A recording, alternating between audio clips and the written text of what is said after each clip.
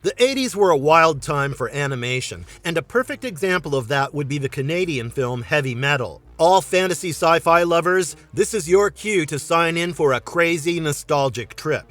Because in this video, we're going to talk about the flashy animation movie from 1981 that had everything in excess. From graphic violence, cosmic horror, nudity and sex, to drug-snorting aliens, pilot zombies, mutated humans, and a dangerously dressed female warrior, Heavy Metal went over the top with its adult animation and became a cult classic over the years. So, old fans, brace yourself for a mind-boggling deep dive into the world of heavy metal. And newbies, don't worry, we got you covered. But before we go into our explanation, we have a very small request. If you like our content, please support us by subscribing to our channel. This is a small click for you, but for us it means a lot. Thank you. Let's begin. Heavy Metal Revisited. First, here's a little background about the movie. It belongs to the hybrid genre of science fantasy, one that combines science fiction with magical supernatural elements. The creative minds were free to take risks in the 80s, which brought together the risk-taking duo of Canadian producer Ivan Reitman, director Gerald Potterton, and Leonard Mogul, the founder of the sci-fi magazine Heavy Metal. The magazine, which was inspired by the original French version named Métal Hurlant, initially began as a licensed translation of the French cartoonist's works, but soon gained massive popularity for its retro punk and erotic content. The publication unabashedly defied the Comics Code Authority in place at that time in America, and the 1981 adult fantasy movie embodies the same spirit. The aforementioned creators of the movie handpicked the wildest fantasy stories from the magazines and also incorporated some standalone comics to come up with an anthology that is the Heavy Metal movie. To weave together the separate stories, a central theme was introduced in the form of the antagonist, which is a green orb from space, best described as the sum of all evils. Heavy Metal comprises 8 stories, with the 9th and final sequence, the epilogue, introducing a mind-boggling revelation that ties all the stories together. Another story was also conceptualized and filmed, but was edited out because of time constraints. It was later included in the VHS and DVD releases as a bonus. Interestingly, each segment has its unique animation style and tone. The makers decided to assign different sequences of the film to multiple animation houses, thus reducing the production time. Director Potterton personally supervised the work of over 65 animators across Canada, the United States, and England. Following its release in August 1981, the $9 million budget movie turned out to be a commercial success, grossing a whopping $20 million at that time. One of the most important elements of heavy metal is its music, curated by cult classic rock bands and standalone artists, including the likes of Black Sabbath, Devo, Blue Öyster Cult, Cheap Trick, Nazareth, Sammy Hagar, and Journey. The movie's headbanging soundtrack was topped by the theme song Heavy Metal Takin' a Ride by Don Felder, the lead guitarist of the Eagles. In addition to a hard rock soundtrack, Heavy Metal also has an actual orchestral score, most of which plays out in the sequences featuring the warrior Tarna. Heavy Metal, deemed as a rebellious piece of art, made a huge impact in the cultural scene of the 80s, particularly by fusing the era's iconic rock music with groundbreaking animation. The makers combined traditional hand-drawn animation with rotoscoping techniques where live-action footage is traced frame by frame, something that eventually influenced the future of animated storytelling. Interestingly enough, a sequel of Heavy Metal exists. It was released in July of 2000 and is based on a graphic novel titled The Melting Pot, but owing to the film's poor reception, it got abandoned into obscurity. Meet the characters. Before we delve into the storyline of Heavy Metal, let's take a look at the characters. Tarna. The most striking character appears in the last sequence of the film, and she is none other than Tarna, a mute warrior. A sword-wielding Tarna is also the iconic poster girl of the Heavy Metal movie. A race of fierce warriors descended from Tarak the Defender. The Tarakian warriors are sworn to defend those who summon them in dire situations. Tarna wields an extremely sharp sword fashioned out of a mysterious alloy of gold, which can slice off mutated humans like a hot knife through butter. Tarna's choice of ride is a beaky creature, which appears to have a pterodactyl's wings and body and the head of a chicken. Tarna was designed with curvy but athletic features, much of which remained exposed, owing to her black cut-out warrior fit. In fact, her initial tantalizing design had to be revised to make the production possible. But Tarna is more than she appears, proving to be instrumental in the destruction of the green orb. While all the other animated cast do their parts in their respective sequences, none is more significant than this female warrior, and you'll get to know why in due course. Dr. Anrak.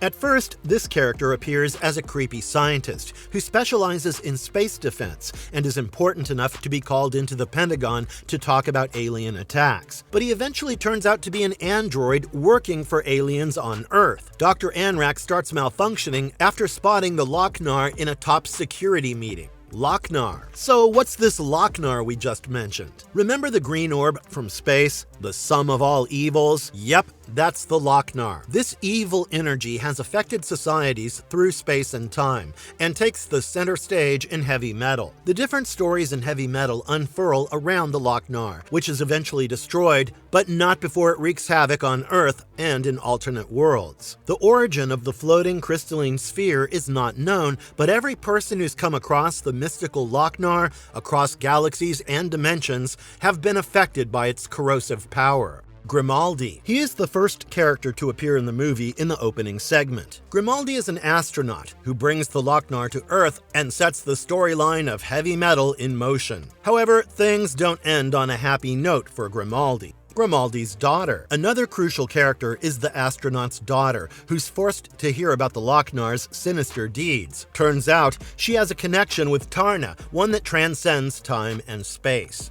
Captain Stern. This fellow is a criminal spaceship captain with serious charges against him. At his trial, the Loc-Nar manipulates the witnesses' statements, complicating matters for Captain Stern. It's his scuffle with the witness on board the spaceship that releases the Loc-Nar into Earth's atmosphere. Harry Canyon. This guy is a pessimistic cab driver in a futuristic New York who's installed a ray gun in his car for safety. Harry Canyon's life changes forever when he rescues a woman who has the Loc-Nar in her possession. At the end of his story, Harry loses the girl but is left with a hell of a lot of money. All thanks to the Loc-Nar.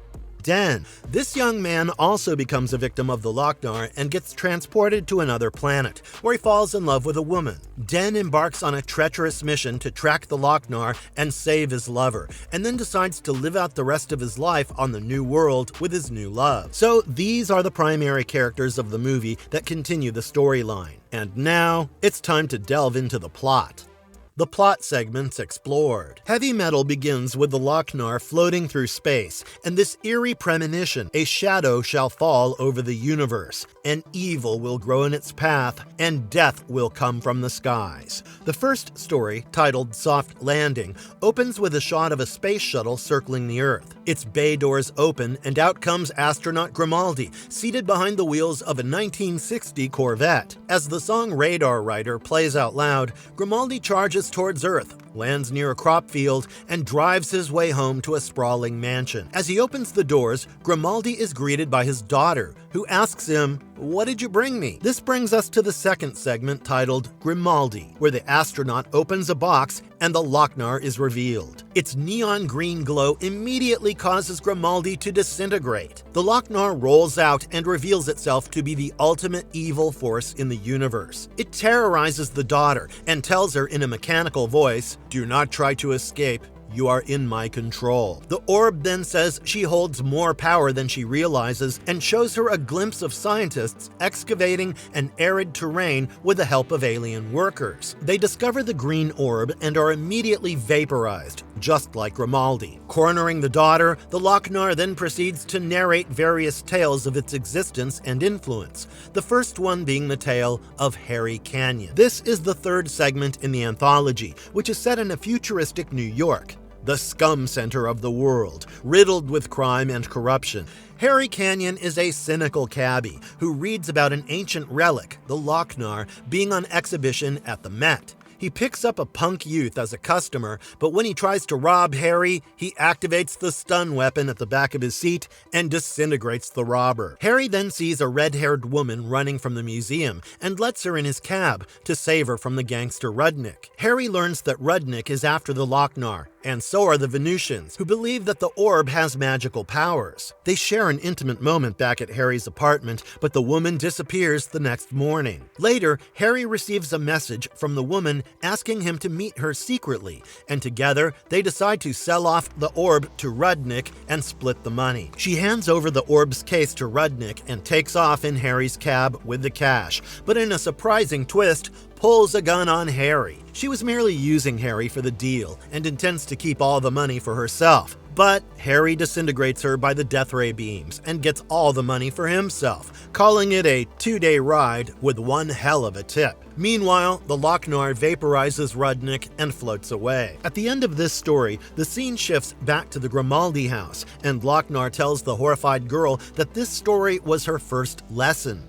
Loc-Nar also reveals that it has chosen to encounter the girl because of the powers she possesses, which she is yet to realize. In the next story, titled Den, a young boy finds the football-sized Loc-Nar in his backyard. Mistaking it for a meteor, he places it with his rock collection and forgets about it. Later, when he experiments with natural electricity, the Loc-Nar harnesses the power of lightning and sends the boy hurtling through deep space into another world named Neverwhere. Along the way, the young chap is transformed into a muscular man who lands on the planet without clothes. He is now Den, an acronym of his real name, David Ellis Norman. He arrives on the planet in the middle of a sacrificial ritual, where the Queen of Neverwhere is worshipping the god Ulatek, who seeks the sacred green orb. When the Queen sacrifices a naked young woman named Catherine to Ulatek, Den jumps into the pool to rescue her, and they eventually get intimate. But soon enough, the Queen's rival named Ard sends his humanoid orc-like creatures and captures them both. He encases Catherine in a glass box and puts her to sleep, a spell that only Ard can break. He then forces Den to steal the Loc-Nar from the Queen's palace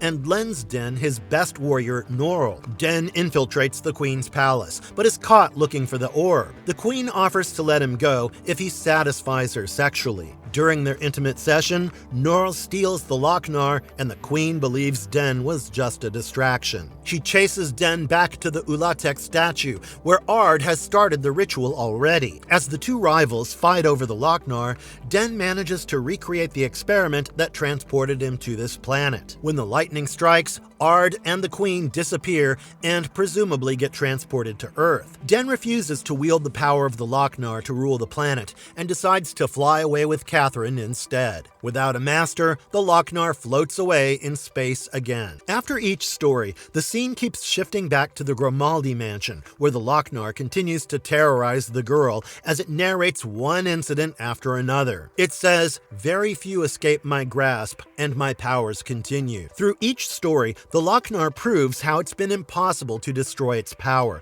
as the orb moved from one owner to another and traversed across space. The next segment is titled Captain Stern, in which the Loc-Nar floating through space lands up inside a space station named Jupiter. Now the size of a marble, the Loc-Nar is discovered by Hanover Fist, who is about to testify in favor of Captain Stern in an ongoing trial on the space station. The courtroom is filled with angry aliens, humans, and humanoid beings, all of whom want to see Captain Stern proven guilty, because Captain Stern has been charged with a long list of crimes, such as 37 counts of rape, 22 counts of piracy in high space, 18 counts of fraud, 14 counts of armed theft of Federation property, and 12 counts of murder in the first degree. Captain Stern further infuriates everyone with his smug attitude, and by pleading not guilty. He rejects his lawyer's suggestions, saying he has hired a man named Fist to falsely testify in his favor. When Hanover Fist takes the stand,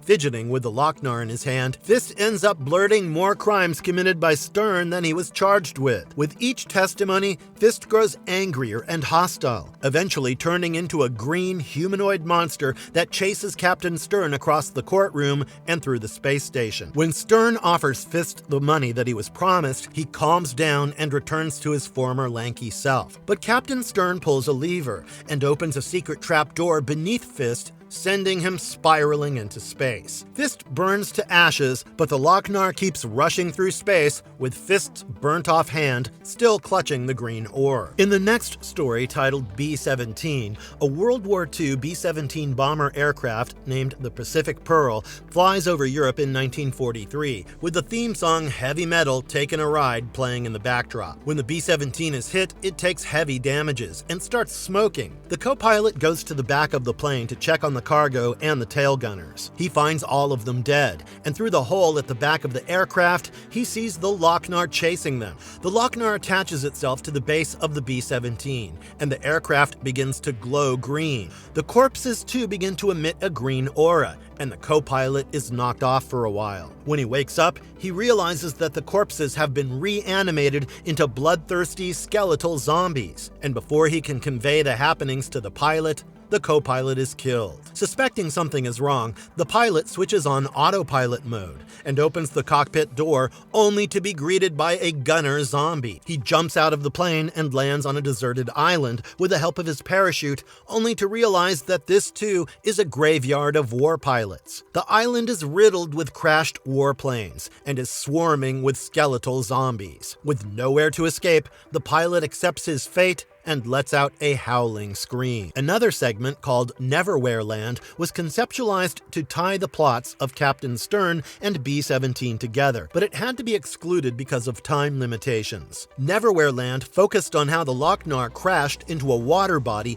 and influenced the evolution of a planet, creating an industrial age and leading to a world war. Now back to the movie. The scene shifts to the next story, So Beautiful and So Dangerous, where an expressionless scientist, Dr. Anrak, arrives at the Pentagon. Outside the gates, he's questioned about the strange mutations that have plagued the United States, and whether they have anything to do with the green radiation from space. Dr. Anrak joins a meeting room full of senators, military personnel, and other scientists, all of whom frantically discuss how people are turning into hostile green monsters, and that the mutations are the results of interference from outer space. Dr. Anrak dismisses the occurrences as nothing serious, saying that they pose no threat to the world, and that there cannot be any alien interference as humans are the only intelligent species across the universe. Suddenly, Dr. Anrak's voice begins to glitch, and he gets distracted by an attractive stenographer named Gloria, who's wearing the Loc-Nar as a pendant. Just as he attacks Gloria,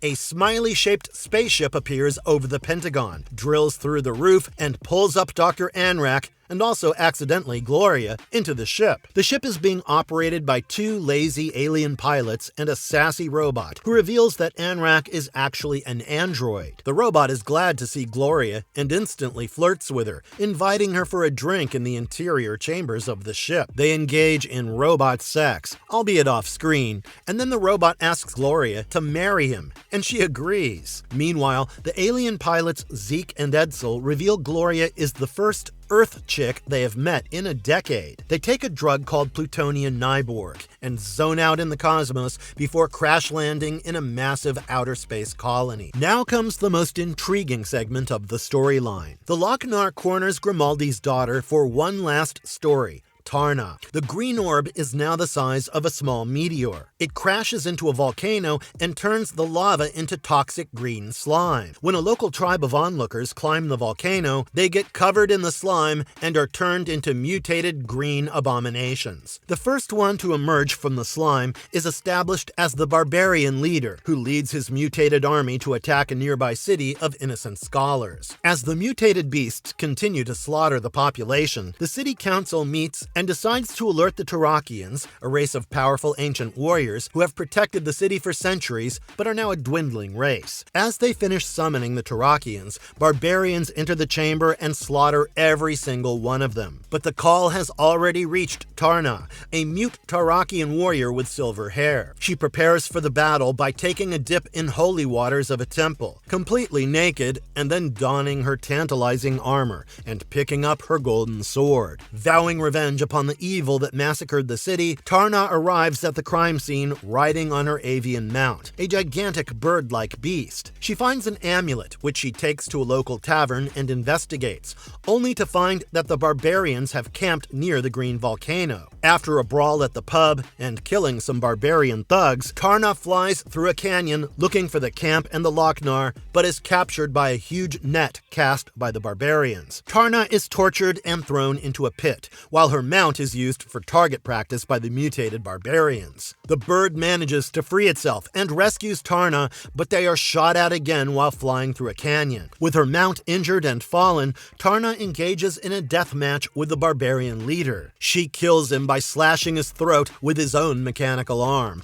and by plunging her fist through his face. Weakened, wounded, and bleeding, Tarna climbs onto her bird and makes one last journey to the volcano with the Loc-Nar. The green orb warns her that her sacrifice won't destroy the Loc-Nar, but she summons the energy of her warrior race and wields the power of her golden sword, and dives into the volcano, destroying the Loc-Nar once and for all. This brings us to the epilogue, which ties to the story of Grimaldi's daughter. Tarna's self-sacrifice is so powerful that it transcends space and time, and impacts the Loc-Nar that's been terrorizing Grimaldi's daughter in present time. As the green orb begins to crack and shatter, the daughter runs out into the crop field, and the Loc-Nar explodes, destroying the house. Suddenly, Tarna's mount mysteriously appears in front of the daughter, and she climbs onto its back and flies off into the sky as her hair turns silver, equating her with Tarna. Now it's revealed that the Loc-Nar chose to terrorize Grimaldi's daughter